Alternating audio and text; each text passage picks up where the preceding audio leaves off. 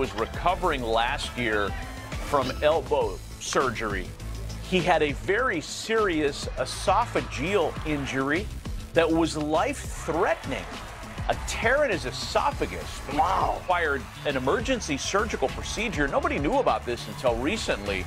So for him to be back on the mound, overcoming the elbow and then a very much more serious life-threatening condition was really good news. I mean, if you look at his body, he's so slim.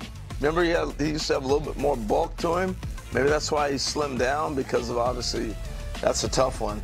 But if he's healthy, he's throwing, I mean, look, we've been talking about the Dodgers forever, the depth, but look at it physically. Just more depth. I mean, as good as they were without him, imagine if he's able to give them 100 innings this year, and I don't see a reason why he shouldn't. Goodness, I mean, that's not even fair. And you put into that equation Shohei Ohtani returning to his both sides of the scorecard self.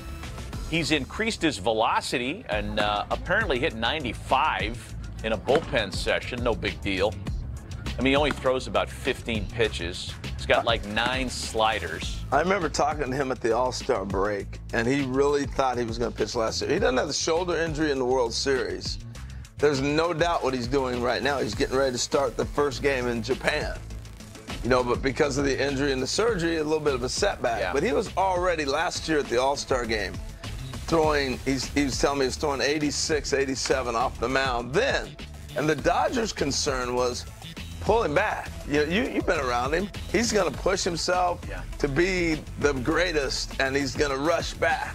And their whole thing is, we got to put some governors on him. We got to slow this guy down. You know, as fun as it is to watch him swing the bat, when you watch him navigate a start, just trying to think ahead of what he's going to go with that day or what he's going to use to finish a hitter, because there's so many choices, it really becomes a great strategy guessing game.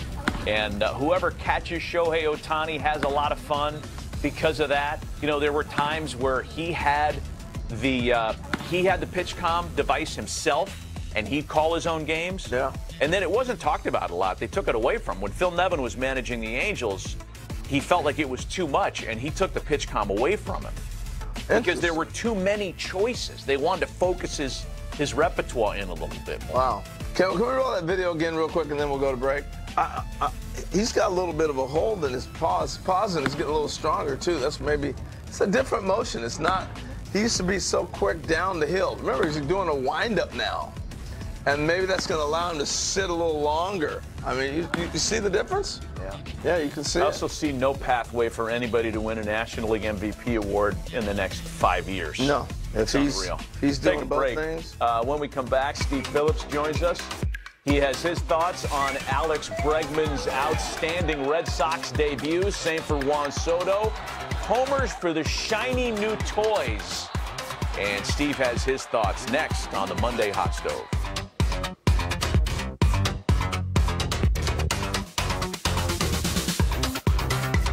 His return, and that's Dustin May. Missed all of last year.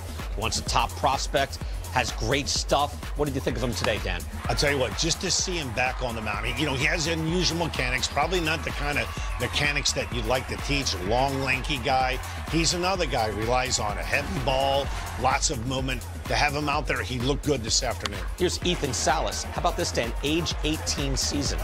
I mean, he's a prospect, but could he be a Robin Yount? 18 majors? It's hard to believe that a guy barely out of high school playing in a big league spring training game and doing some damage. He was in Double-A last year. He was 17. So here, Hope, big time. He's a Dodgers prospect. With him loaded. 1 run will score. 2 runs will score. 2 runs will good. Yeah, save the voice. Stack.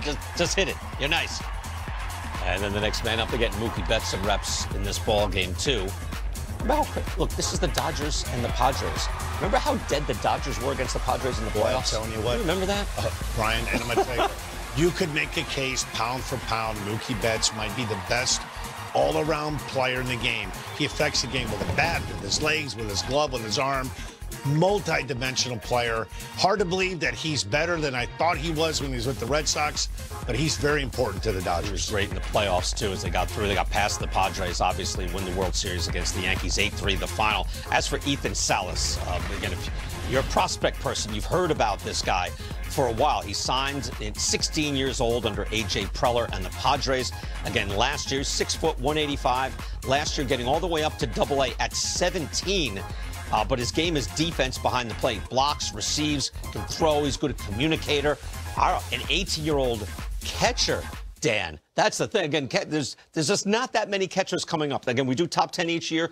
It's certainly gotten better. There's a little more depth, but this is like a jewel to have in your organization. Yeah, it is. And if you look at the state of baseball right now to where it was, say, 15 years ago, very rarely would you see an 18-year-old in big league camp, with the exception of a guy like Robin Yount, who is just a can't-miss guy.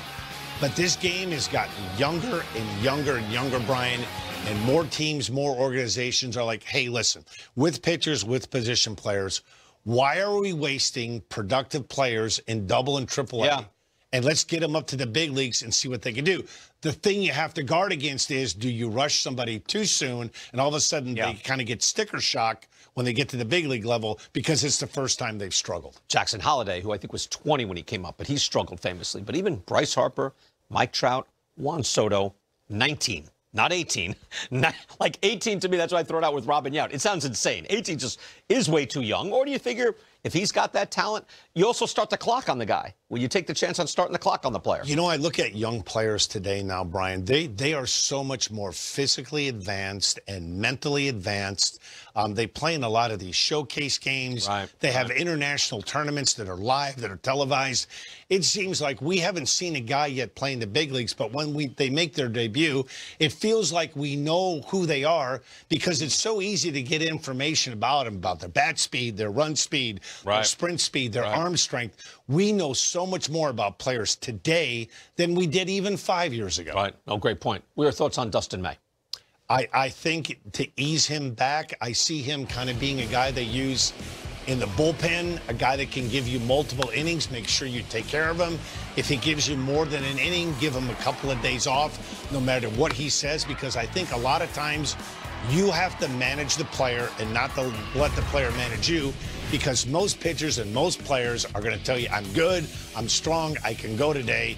You have to protect the player so they can protect themselves. You see the innings pitched. Again, he once had electric stuff, but like a lot of pitchers with the most electric stuff, they break down. But to your point, the Dodgers seem to have a collection of guys that can go 90 to, or maybe it's 70 to 120 innings of a sub-3 ERA, and they'll be the #1 pitching team in the league. I mean, the day and age, if you go back, let's say you go back 5 years ago, and you look at a roster and you look at a starting rotation, I mean, look at this rotation. You've got Blake Snell, who I think has a shot to win the Cy Young Award again. Yamamoto, if he stays healthy. Tyler Glasnow. Listen, his track record says at about 150, 160 innings. And then Sasaki is the wild card, the young pitcher they acquired from Japan. And then you've got Gonsolin and May. And then look at that depth chart. Bobby Miller, Knack, Roblinski, Grove, Kasparius. And we're not even talking about Clayton Kershaw, who they're going to have probably somewhere around June or July. Yeah, no, they're a juggernaut. How many wins, though? You had a low number. I said 96. You're insulting the Dodgers. 96. Brian, 96. It's hard to win 95 games. It really is. You're an injury away. You're Mookie Betts. You're Freddie Freeman not being ready on time. It's a lot harder to win 95 games than you think it is. Particularly in that division, it's better. The Padres are good. The Giants are improved. Padres came a little bit back down. I don't think the Giants got a little bit better. Diamondbacks got better. Rockies aren't better. Right. I don't know. They're so. I mean, you're looking at what they have. You look what they got in their bullpen. I'd be disappointed if they didn't hit their PECOTA projection, which is 103. I'm disappointed if they don't get 103. You're aiming high. I think that's they're averaging like 104. I mean, last year they were projected the same thing. You'd never know if you had a crystal ball and you could look at it and say, are our key pitchers or players, are they going to miss any time? And if that happens, but look at the Dodgers last year. They were on the brink of being sent home by the Padres. Yeah, look, sure, but they won 98. Like, in a good year, they win 111. Where can they get better? I mean, if you're a self-pay, where can they get better? Healthy. I'll say this about the Dodgers. I really thought they were in the frying pan and they were done.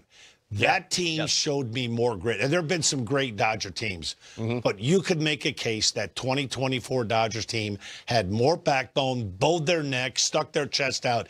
They had every reason to lay down or say, hey, it wasn't our year. They looked done. We had a lot of injuries. Yep. They went into that series with the Yankees, and they just popped the Yankees in the jaw 4 games. But I'm saying they've gone next level. They're the empire. They're the empire again. I'm saying, Brian, it's hard to win 95 games. So what did you say? How many did you pick? 97. I think 97. I think, so all right, so you picked up a win. How about this?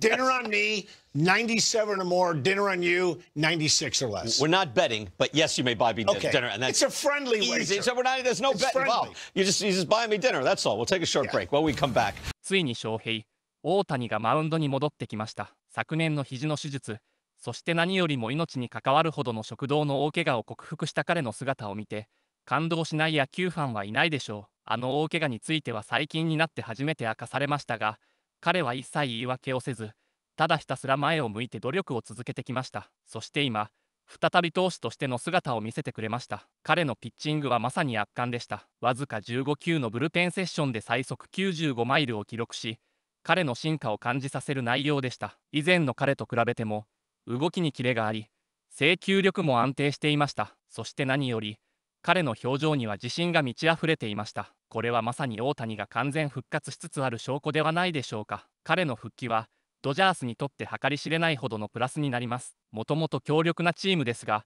大谷が先発ローテーションに加わり、シーズン100イニング以上を投げることができれば、もはやリーグで彼らを止めるチームは存在しないかもしれません。しかも、彼は投手だけではなく、打者としても存在感を示すことができる。そうなると、MVP の争いは実質大谷一様になるでしょう。彼が両方の役割を完璧にこなせば、今後5年間、誰もリーグ MVP を獲得できないのではないか、そんな思いさえ抱かせます。ただし、チームとしては大谷の復帰を慎重に見守らなければなりません。彼の自己管理能力は誰もが認めるところですが、それでも彼は常に自分の限界を押し広げようとする選手です。実際、ドジャースの関係者も、彼を制御する必要がある、と口を揃えています。これはつまり、大谷が自分を追い込みすぎてしまうことへの懸念を表しています。それだけ彼は勝利への執念が強く、野球に対して真剣に向き合っているということです。そして、試合後のチームの雰囲気も素晴らしいものでした。大谷の復帰を祝うチームメイトの笑顔、